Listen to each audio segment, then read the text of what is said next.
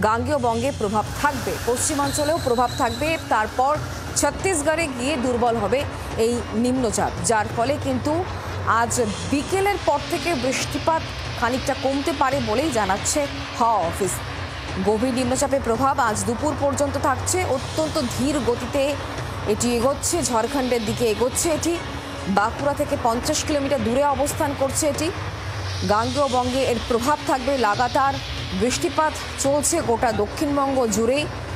বৃষ্টি কমার ক্ষেত্রে আলিপুর আবহাওয়া দপ্তর যেটা বলছে, আজকের পর থেকে খানিকটা বৃষ্টিপাত কমবে। তবে উত্তরবঙ্গে বৃষ্টিপাত চলছে এবং বৃষ্টিপাত এখনো পর্যন্ত কোন কোন জায়গায় ভারী বৃষ্টিপাতের কথা বলা হচ্ছে, বৃষ্টিপাতের পরিমাণ দক্ষিণবঙ্গ জুড়ে কতক্ষণের মধ্যে কমতে পারে, সবটা নিয়ে আমাদেরকে আরও আপডেট দেবেন অয়ন ঘোষাল। এই মুহূর্তে আমাদের সঙ্গে রয়েছেন আমাদের প্রতিনিধি টেলিফোন লাইনে। অয়ন, বৃষ্টিপাত টানা চলছে, দক্ষিণবঙ্গ জুড়েই চলছে, উত্তরবঙ্গতেও বৃষ্টিপাত চলছে, কি বলছে হাওয়া অফিস?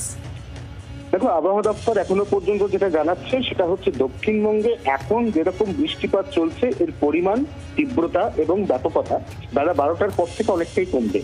গাঙ্গেয় দক্ষিণবঙ্গে যখন বৃষ্টি কমবে তখন পশ্চিমাঞ্চলের জেলাতে বৃষ্টিপাতের পরিমাণ কিছুটা বাড়বে, যার মধ্যে রয়েছে ঝাড়গ্রাম, বাঁকুড়া, পশ্চিম মেদিনীপুর এবং পশ্চিম বর্ধমান। তার কারণ এই গভীর নিম্নচাপ ঘন্টায় 3 কিলোমিটার গতিবেগে গত 6 ঘন্টা ধরে ক্রমশ ঝাড়খণ্ডের দিকে এগোচ্ছে।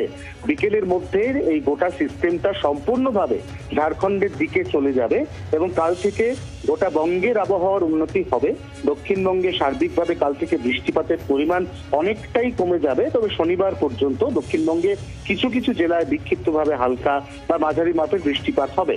শনিবারের পর নতুন করে আরেকটি সিস্টেম তৈরি হওয়ার কথা বা পূর্বাভাস সেটা জানা যাচ্ছে, যার ফলে উইকেন্ডে সম্ভবত আর এক পশলা ভারী বৃষ্টি পেতে চলেছে দক্ষিণবঙ্গের একাধিক জেলা। তবে এই মুহূর্তের যে গভীর নিম্নচাপ যা ক্রমাগত বৃষ্টি ঘটাচ্ছে কলকাতা সহ গোটা দক্ষিণবঙ্গে, তার প্রভাব আজকে বিকেলের মধ্যে সম্পূর্ণভাবেই বঙ্গের উপর থেকে কেটে যাবে বলে পূর্বাভাস দিচ্ছে আলিপুর আবহাওয়া দপ্তর।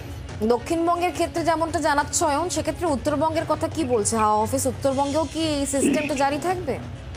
গভীর নিম্নচাপের সরাসরি কোনো প্রভাব উত্তরবঙ্গে পড়েনি।